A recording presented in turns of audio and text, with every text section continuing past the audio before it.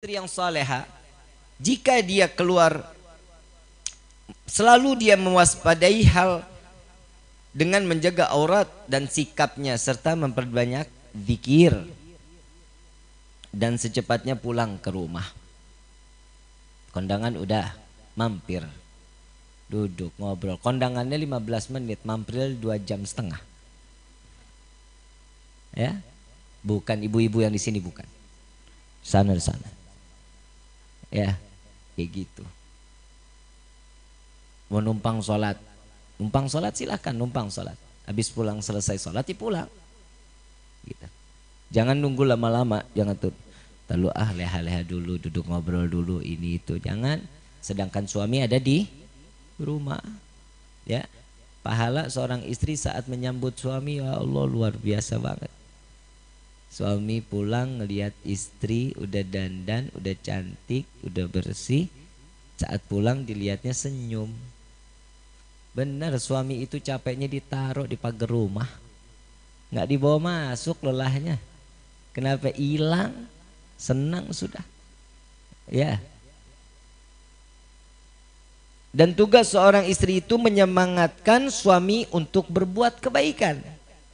Tugas itu tugasnya seorang istri. Bib, saya punya suami bejatnya luar biasa, main judi nggak berhenti-berhenti, tukang minum, semangatin selalu berbuat baik. Jangan memerintah, menyemangati. Kasih, ini loh nanti akan seperti ini. Kita umur mau sampai kapan? Ini saatnya nih kita nih, ayo kita berlomba-lomba. Saya kan pengen saat ditenteng sama di sirat masuk ke dalam surga, di belakang kita ada anak-anak kita. Mau nggak? Mau? Ya udah mati dulu. Jangan gitu. Saya udah pegel Bib ngelihat tingkah lakunya. Jangan, saya punya tetangga, saya udah cerita belum begini nih. Ada di Petamburan, ada di daerah Petamburan berapa waktu itu saya lupa tuh. Ini suami tukang main judi, copet, mabok, mati, divonis sama dokter corona. Istri dapat duit, dikasih 5 juta, ditolak sama istrinya. Jangan Pak, jangan, nggak usah, pegang aja. Nggak apa-apa, saya senang, suami saya meninggal, saya udah senang banget katanya.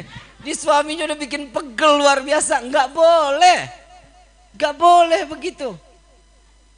Ya, mau sebejat apapun nangis, suami meninggal, nangis seneng juga nggak apa-apa. Jangan, nggak boleh kayak gitu ya.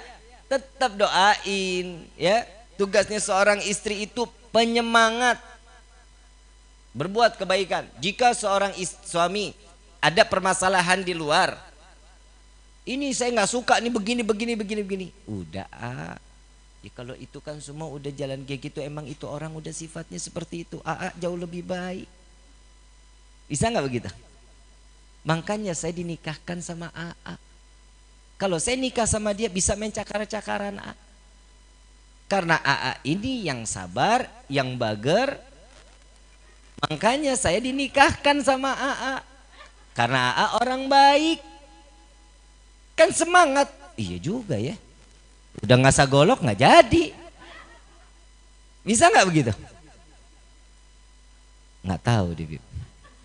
Pikir-pikir dulu deh Bib deh. Nah sekarang fungsinya seorang istri jadi kompor. Tahu Rinai? Si api biru. Istri itu lebih dari api biru. Kalau suami ada masalah, iya tuh emang saya pernah tuh begini-begini sama keluarga. Ada aja. Disambungin, emosinya makin tinggi. Ini tugas seorang istri itu ngeredam. Saat suami emosi, istri redam. Saat istri emosi, suami ngeredam. Ini kalau dua-duanya emosi selesai. Hancur rumah tangga betul-betul. Itu tugasnya seorang Apa fungsi rumah tangga? Saling melengkapi. Jadi kalau sudah ngerasa melengkapi, nggak ada yang kurang, nggak ada, semuanya punya kelebihan. Sempurna di mata orang belum tentu baik daripada kesempurnaan itu yang dipandang daripada suami kita. Lebih baik dilihat orang kurang tapi sempurna di mata suami. Orang lain nggak perlu tahu kita mau berbuat apa sama suami, terserah urusan kita. Nah, suami-suami kita kadang ada kita datang ke rumah teman, istri lagi pasangin sepatu atau kaos kaki ke suaminya. Ntar teman ngomong, lu rajin amat sampai segitunya. Diam aja, cicing wae cicing. Biarin aja, sorganya di situ. Tuh sorganya seorang istri itu di situ. Paham ya?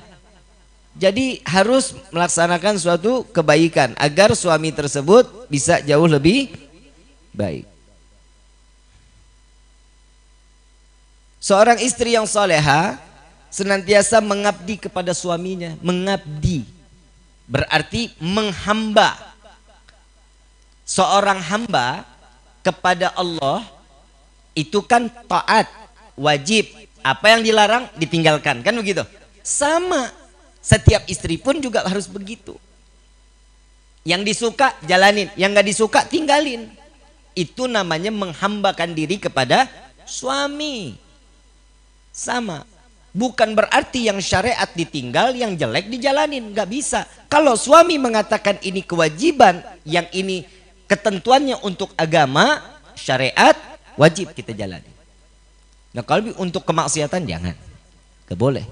Wajib ditentang. Wajib ditentang.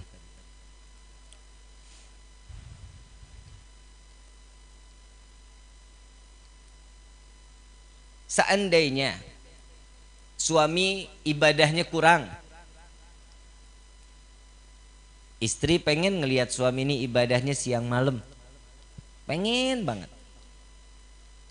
Kasih motivasi yang kayak tadi lah tuh. Saya pengen masuk surga sama bareng-bareng, kan gitu.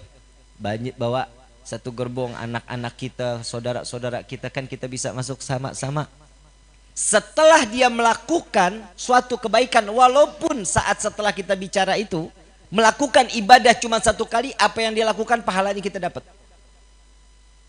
Pahalanya kita dapat. Kita lagi jalan ngelihat paku, itu ada paku, diambil sama suami yang buang, suami yang ditegur, ngasih suatu kebaikan, pahalanya kita dapat. Ya, dari yang sekecil itu tuh Allah perhitungan kepada hambanya, diberikan.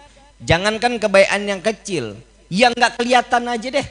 Kadang kita baik sama orang kan nggak kelihatan. Ana di dalam kamar pegang handphone, begitu dibuka, transfer siapa ya? Transfer ini sedikit, 100, 200, kirimin. Emang pada lihat? Enggak lihat. Allah yang nerima, senang. Itu kebaikan dikit yang nggak pernah kelihatan. Coba kasih manfaat. Tapi jangan setelah ini ngumpulin nomor rekening ya, bahaya. Ya, jadi berbuat suatu kebaikan tugas seorang istri salah satunya sampai suami itu berbuat baik.